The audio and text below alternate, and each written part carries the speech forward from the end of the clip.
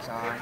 Casey Hutt had a nice 2-run scoring double, and we put some pressure on him by running a little bit. We catcher threw the ball in the outfield, we scored a run there, and Garza had an RBI single right there. So it's nice to get out to him early. It just takes the pressure off us and puts it back on him. And what's great is we know with Justin that he's going to be around the plate. He's really good.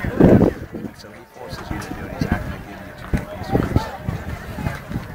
Dangerous. Matt, you mean? Matt Jelich? Yeah. I mean, he's the best base runner I've coached. He just seems to always be looking for an extra base. He's really aggressive. Aggressive under balls, likes to stretch it first to third base, and he's very instinctive out there. Does Case have a stop sign over there at third base, or it's just the windmill? No, we determined before the game that the 3 outfielders were not plus arms, so we were going to be aggressive. We were going to make them throw them out. So we try to look at pregame and evaluate who's a thrower, who's not. And especially when you got a pitcher that struck out 120 kids, we're going to try to make somebody else beat us. So that was the idea there.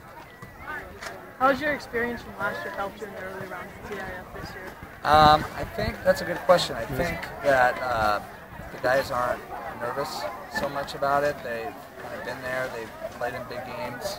They're excited about this opportunity, but yet you don't see anybody too stressed out or different than they have been during the year. I think these guys have been, if there's anything I can say about them, there hasn't been much change.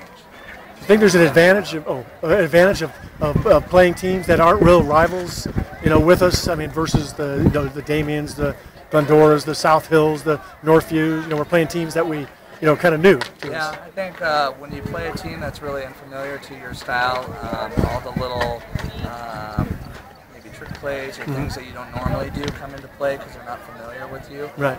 They also don't totally, you can scout somebody from seeing them once or going off their stats, but it's not the same as actually coaching or playing against them. Right. So there's some advantages to having not seen somebody very often or not read about them or heard about them. Were you a little surprised with their pitching change? Well, not really. I mean, the score at the time was, 7-0 when they made the change, and the guy had gotten hurt on a, whatever happened at second base. And so I know their coach has a lot of respect for that kid. He's pitched great all year.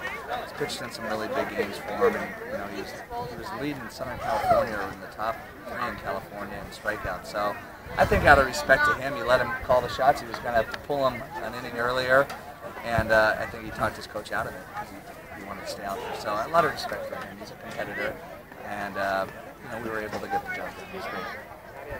What was it like